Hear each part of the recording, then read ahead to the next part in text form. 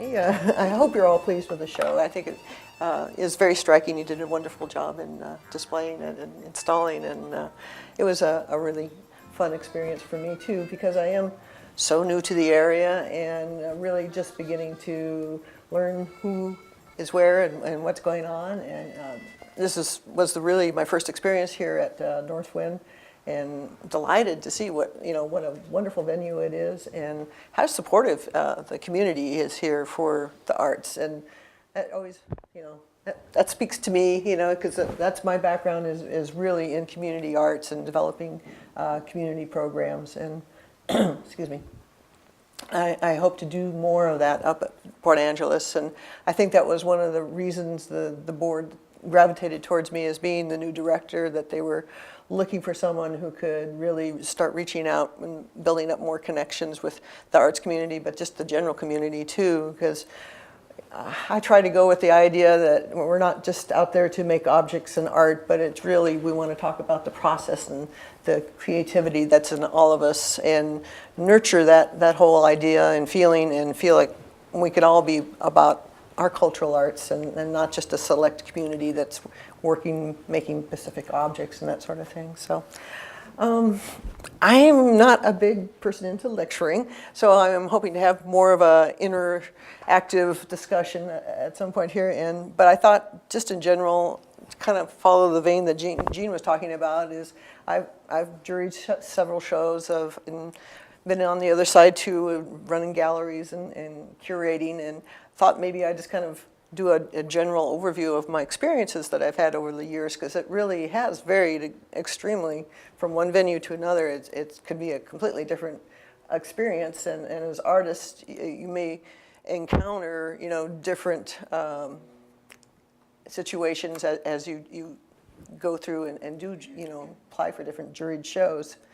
And one perspective that I don't know if artists really realize, when you're running a gallery or a museum, or especially a community center, finances are a big consideration. And one of the reasons when we look at our exhibit schedule, why do we put juried shows in? It helps us financially to support the gallery and or small museum. Your larger museums, you're not going to see juried shows, because that's not a real issue with them. They're very much more about how they look. But in a small community, how many of your shows really generate enough income to pay for your operating costs? Not much. It's really, I mean, one show could be really well, but you could have a dry year and hardly sell anything. So this is a way to put a little bit of stability into the operations. And I guess the other aspect, the other major reason, is that it connects you up, of course, with the community, the arts community, and maybe gives opportunity for artists who don't have regular galleries or opportunities to show. It gives them a chance to get their work out and get to be seen. So that's a huge thing. And so and I really sense that with this, gallery in the community, that you're really, this is all about you and keeping the arts alive and supporting it. So that's a really great thing. How the whole jurying thing is structured could be really different. It matters, I guess, what the organization is trying to reach. If they're trying to reach a smaller community, as I do here, who the juror is less important in terms of their fame and reputation. It's blatant, it really is. Having somebody from a teacher or a director or a curator or artist, usually they're more local. Again, if it's a smaller venue that you're trying to bring people from, the award money is usually lower and less of it because it's not required. If you are trying to expand your net, so to speak, and let's say we were trying to make this a statewide show as opposed to local, then you would be looking for wow, what famous artists could we, or art, plural artists, could you get to come? And just by having a renowned person, that will bring artists they'll want to come because it adds credibility. So you can say, I know, Andy Warhol juried me into a show, it'd be like, whoa, really? So it makes it like, and also if you're trying to reach out to out into the state or the nation, if the money is more the higher level of award that they feel like they can have an opportunity to win, they're willing to risk more, for shipping or time that they may have to put into it. So the level of, this is something that each organization kind of measures for themselves.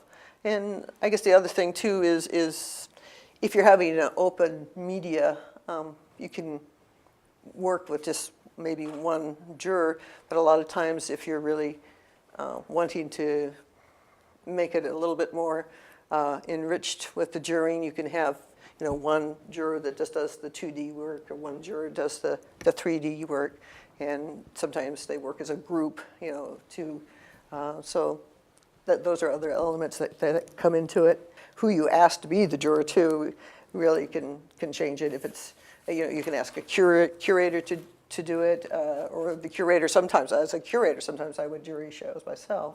But most of the time I try to invite other outsiders, and I generally like to pull from outside of the community too, because as in this situation, I didn't know anybody here, so it really was just my interpretation of the actual what's in front of my eyes, and not who it was or any benefit from that. I always think it's interesting that sometimes the juror ends up being sort of the one blame for everything. Or given the credit, as the case may be. But I'm just a cog in a wheel, and that is usually the case. Again, it's the organization that really develops the concept with whoever's going to curate the show, and they really, from the very beginning, set the rules, and the criteria. And rarely at this point, when they first are conceiving the show, they don't usually have any connection, or very rarely, with the judges about how the theme or whatever the show is going to be. It's usually after all that's decided is when they'll contact you to see if you want to be a juror at that point. It can vary on who decides what the criteria is. The organization could have their own set of criteria that they want you to, that they'll give the juror and say, we want you to measure what you see by, skill and technique, or, whatever, and if they have a theme that they're very, wanting to use as a criteria, that can be the case. It wasn't really such a issue in this show because it was a criteria that you couldn't measure. So, it really wasn't relevant to the actual selecting of the paintings or the work in general. But it can be. I did one called Obsessive Pleasures one time, and I asked people to either, somehow it either had physically had to be obsessive, what you saw, or expressed, some sort of obsession, in the piece. And so we really looked at that as jurors when we were looking at the work, and it really was a fun show because seeing people's different obsessions, which I found artists really run in that vein to be a very obsessive people. And like I said, most of the time the criteria is given to you.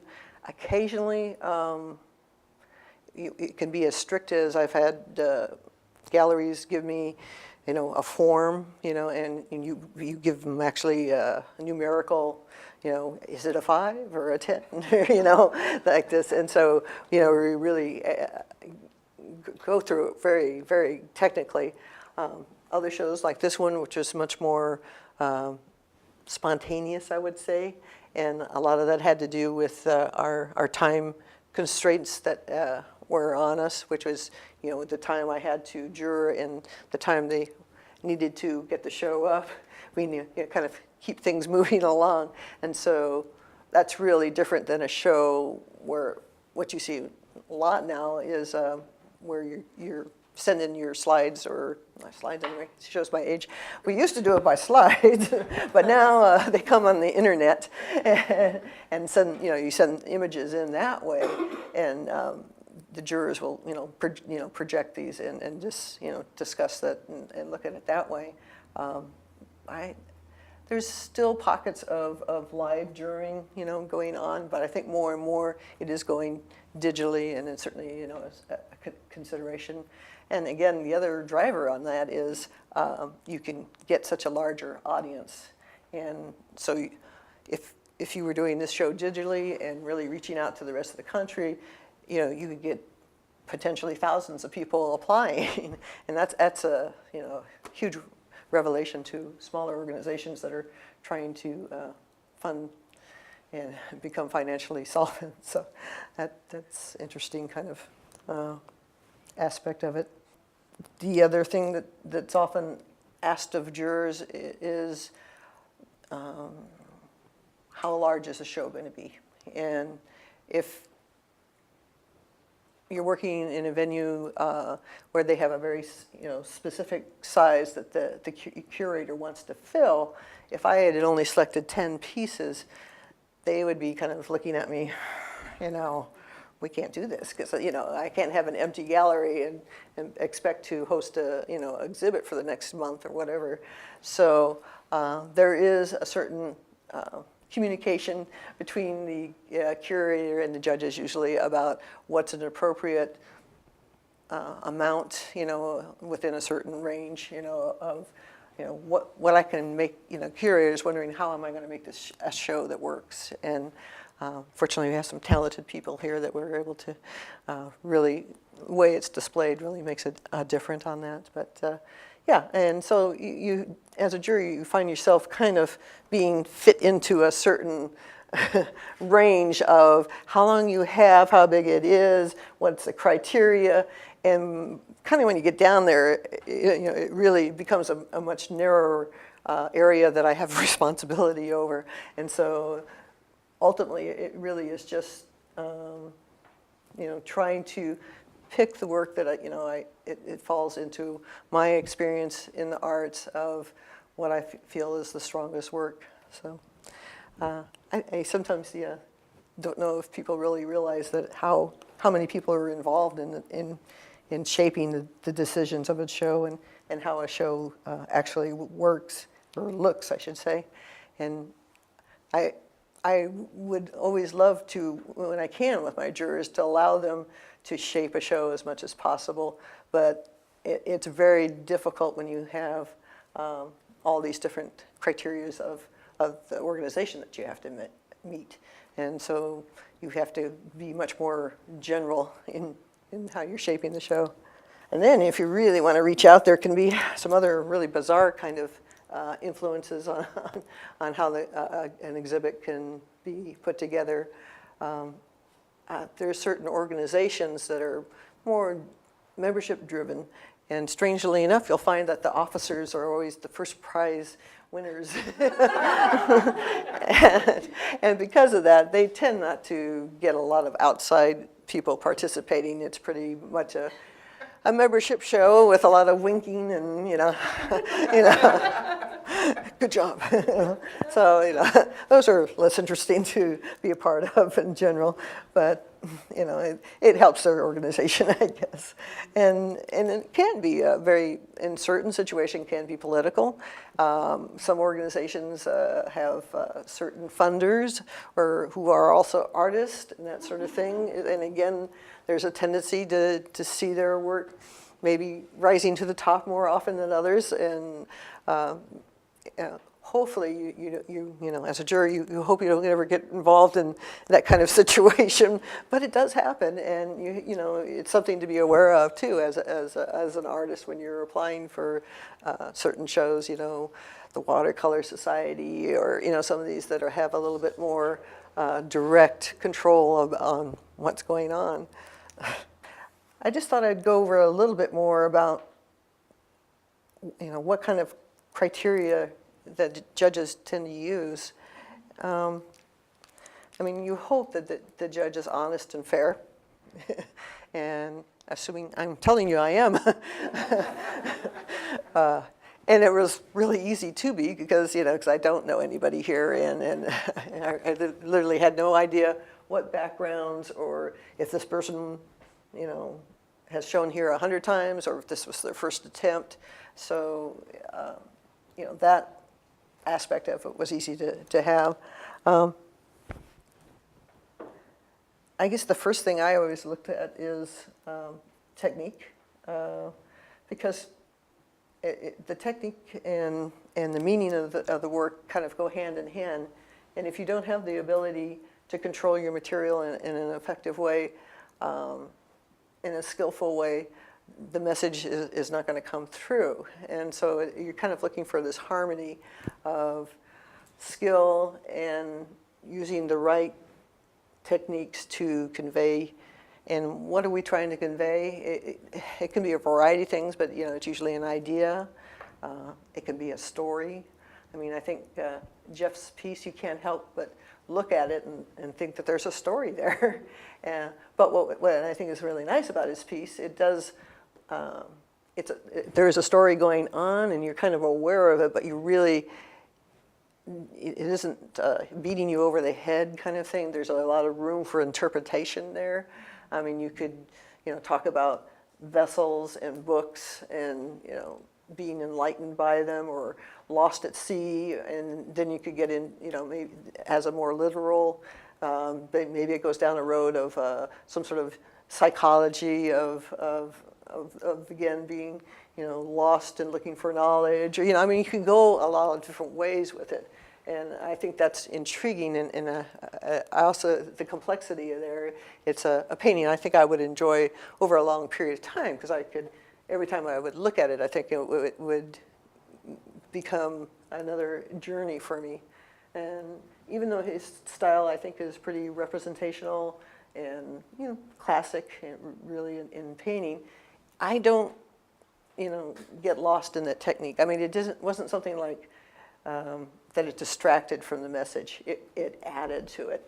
And I wasn't focusing on, wow, the way he put the paint on the canvas is really odd, or, I wasn't thinking about it. To me, I was like, when I first saw it, I just was like impressed by the glow of the brightness and how it was eliminating light from the canvas.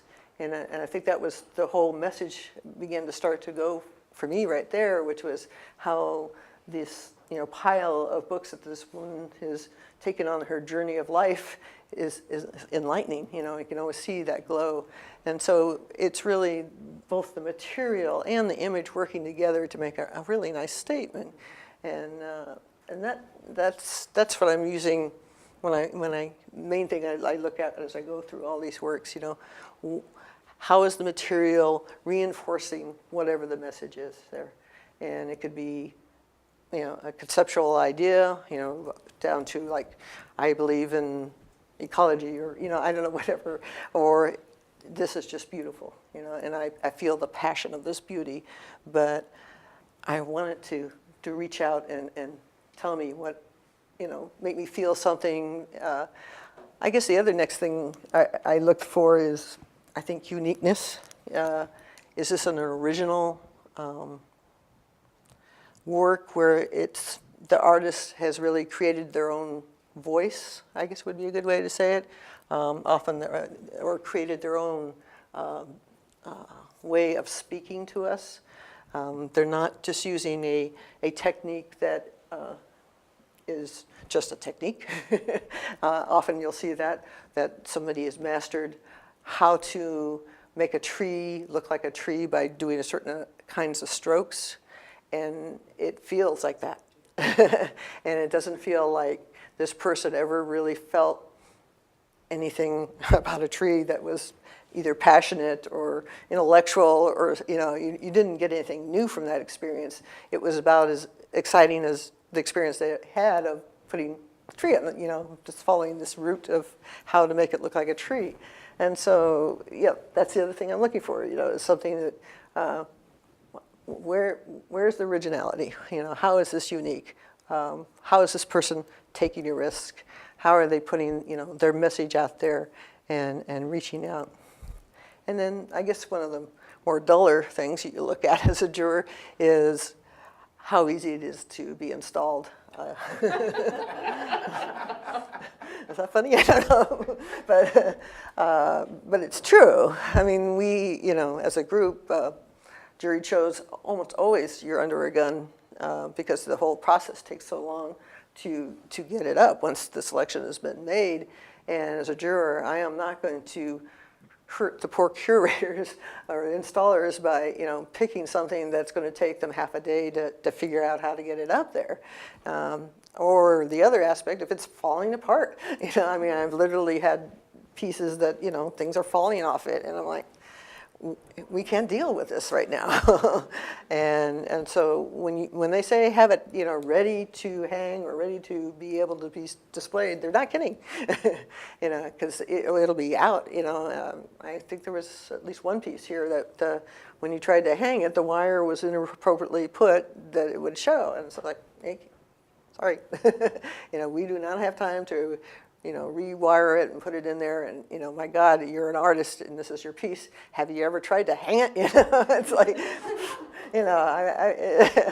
and you'd be surprised how many. There's always a percentage in every show, no matter how professional you think it's going to be.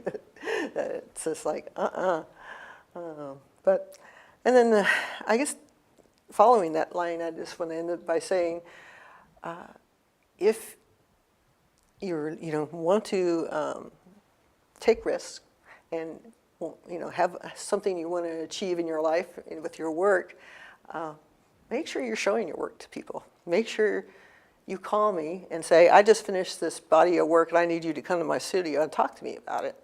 Or call somebody who you respect and have, who you're, wow, I wish I could paint as good as they did, and have them come and look at your work. And then it's good too to, ask the garbage men to stop by and see, what do you think, and get some different perspectives on your work. Because working in your studio by yourself or in a small, if you're just taking classes in a small group or whatever, you get into ruts and you get into assumptions and ways of thinking, and you really are not going to get the feedback that you're going to need when you're bringing your work in and you're having a juror look at it.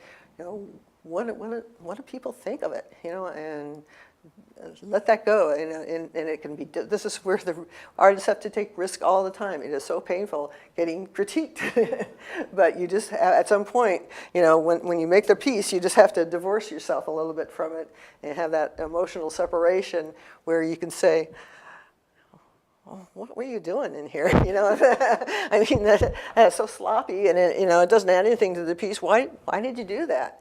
And be able to say, because I was ready to go to bed and I didn't want to work on it anymore. I mean, and that's the reality. And I guess to succeed and really show, you really need to work a lot. And the people you're competing against are people that are painting, making sculpture. They work every day on it, and it's their job. As I say, art is work, and the people that are really working are the ones who will generally get shown more and be more successful, because being shown too helps, because they get more, the people are talking to them, they're getting critiques, they're in the vein, and they also become much more adept at communicating through their work, where their paintbrush and their paint is just an extension of who they are. It no longer is separate. It's like a conductor, conducting an orchestra. It's all one. It's not separate. It's weekend, and so I'm going to go to my studio and try to take up where I was a couple weeks ago, and you're so distant and have to reconnect all those things. It's a skill, and part of that skill is also learning how to draw on your feelings and your ideas that you're connected to, and be able to plug into that and reject that, and learning how to do that. So it's a lot of work, but it's passion, it's life, it's I think what we all want, and I hope you will continue taking those risks. And I'll take one more risk and open the floor to questions. Yes, go ahead. First, welcome to Port Townsend, and thank you so much for participating in this show. It's a wonderful show. Oh, good. I'm sure you had a lot to do with that. I'd be interested in your comments on the differences, pluses and minuses of juroring. Is that a word? I always say judging is easier. Either singular or plural. Doing it alone versus doing it as part of a group. I much prefer, well, if the time allows, I much prefer doing it in a group. I think any situation where you can have discussion, and it offers, two heads are better than one. it broadens the perspective. If you're jurying with other artists, most artists have particular areas of strengths and understanding because that's the media that they work in. And so, maybe I haven't worked in wood that much, but, I'm familiar a lot more with ceramics. And so the perspective that I'm going to bring is going to be different. And then hearing someone who's a professional woodworker, put their perspective on it, I think it's a worthy discussion to have. So. Yeah, I like the group. Since we're using this as an example. Yeah, poor person who was, I'm sorry. My question is, and you mentioned at the very beginning that there are two ways to look at this to take a risk. You can paint somebody skydiving, which is taking a risk, or say, for example, this person only ever works in wood and they've got 50 more of these at home in different colors maybe. How do you know that that's a risk? I mean, how do you know that they're maybe an acrylic painter and this is the first time they I see, telepathy. No. How do you judge risk when you don't know the people's... We can't. Yeah, and the risk really was not a criteria for judging in this, ultimately. I did cross my mind a couple times when I was looking at somebody who had maybe entered several pieces, and they were similar, and I had already made the decision that I was probably just going to pick one, and then I kind of went, well, of these, is one more risky than the other? Looking, but that was a real stretch for me. But yeah, it wasn't ultimately, and that's why I said sometimes you have a theme that can be a criteria because it's something like you have to make these the size of a shoebox. And so that's the criteria that, did they meet the criteria? That's an easy one. When they're more obscure, like this one, you fall back on the other, which is how good is the painting or whatever. I'd love to have your opinion on why you selected some pieces, and maybe the easiest is why, you've talked about this piece and why that piece, but the other two Merit Award winners, why those were selected, or any other piece that jumps out at you that Sure. I think Leslie's sculpture there, what's it called? Studs, I think it was. Yeah. I just found it just original, and I found it both humorous and kind of a little edgy, and I like the, taking a natural, material like wood and applying, the leather and the studs on it to give it a shape, and this, the whole phallic, thing. It was, I don't know, I just thought it was funny, and that it was a very original idea. It was skillfully done, and it was successful as a piece. And mainly I picked this one because I liked it. What did I like? I liked the execution. It gave me a serene feeling. I liked I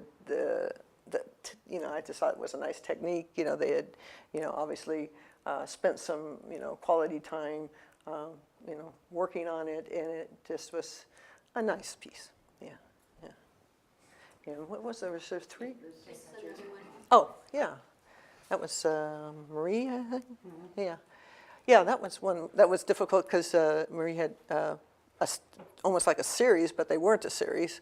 So I decided to pick one. Again, very kind of, you know, this person has developed an original way of expressing themselves. The colors are obviously, you know, a really unusual palette, but it seems it creates a really strong emotes, a strong feelings. Yeah, it sounds somebody who's using their technique and their feelings in a way that support each other and make a pleasant presentation. Yeah. Robin, do the titles mean anything? Have anything for you on a piece? Does it mean much in art? Well, that's a slippery slope, I'd say. Yes and no. Because you didn't know the titles on these, Well, no, that's right? Unless you asked or checked. no. Most of them actually, I did look Oh, on. you did check. Yeah. I didn't see you do that. So I guess it must have meant, you know, but usually I first, you know, look at a piece and encounter, but yeah, you know, at times titles can be, you know, as relevant, you know, to the understanding of the piece. I don't think there's a reason why we have to say there, you know, the title, police are around, and we can't look at the title because, you know, why not? You know, I mean, most viewers are going to look at the title, and I think we should be, you know, on the same playing field. And artists decide either they're really into titles and they're going to use it to play with our heads or make it poetry, or they're just going to put it untitled and you're on your own. So I mean that's a really wide spread, and I don't know. It's possible that looking at a title could potentially change one's view of what you're looking at. I mean, I don't see how you could say never that it does, but yeah, I mean, so, yeah.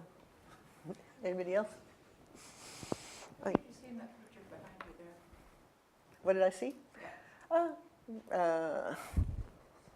see what I say. Well, I just, you know, this perspective obviously was really different, and I thought the interpretation of form was successful, and it seemed to work fairly well. I have to say, you know, to be honest, gosh, this is dangerous. Every piece that I selected for the show is not my favorite. And so to say that this piece is in here because I like, wow, this is good. No, you know, it's on a sliding scale. And if I was to say what pieces I would have selected for a show, that it didn't matter how big the gallery was, and it didn't matter how it affected the community or the membership or whatever, you know, I might have ended up with, you know, 5 pieces, you know, that I thought were worthy of gallery, you know. And after that, it just kind of, you know, very, you know, some pieces are in here because they were okay. And, yeah. Well, that makes sense. Thank you. Excuse me. How does size affect your? The size matter? Oh, God. I'm just curious about whether that's sort of understating too much, or whether I should try to No, work larger. no, and I think we have a variety of size here. No, yeah. Size doesn't matter. No, not to me. You know, not unless it was a restriction for, like I say, if you were doing a shoebox show or something like that. But otherwise, I think, yeah, we went from pretty small items here to relatively large pieces. Yeah, I just was wondering if you sort of notice a larger piece more, or if you sort of are Well, I guess you affected by a larger piece. yeah, I mean, there were some larger pieces that Very were large pieces, brought in. Many large pieces. And but they just weren't selected on merit. I wouldn't have hesitated, I think, putting up a large piece, as long as it was within their hanging restrictions. But I guess a large piece gives you more opportunity to be successful or fail. So I don't know. Any other questions? This is your opportunity. Get the director here. Hi. I realize that you don't know what risks were facing the artists, but do you feel that any of these pieces took an artistic, stepped out, I'm not sure what the word I wanted, that any of these pieces are really risky or edgy or moving in different directions, or? Yeah, it is difficult. I mean, when I said I sometimes tried to see if there was a risk, I was actually looking more at the imagery, Right. like obvious imagery of the photograph in here with the boys with the guns, Yeah. Children at risk. That's an obvious kind of thing. Can I look at this and say, oh, I can tell this person's really working outside their media? No. I have no clue on that. Well, I mean, Yeah. compared to a larger Seattle, or a more avant-garde art scene, were any of these pieces risky, or do you think this is more risky than was expected from like a small rural area? if it was. I mean, we don't have any statues in urine or anything here, but I mean, Yeah. Like if it was the first time anybody had seen a Jackson Pollock or something, and like, wow, and somebody's like, he's on either fire. from Yeah. a media point of view or subject matter, or, yeah. Boy, that's a difficult one. I'd say no.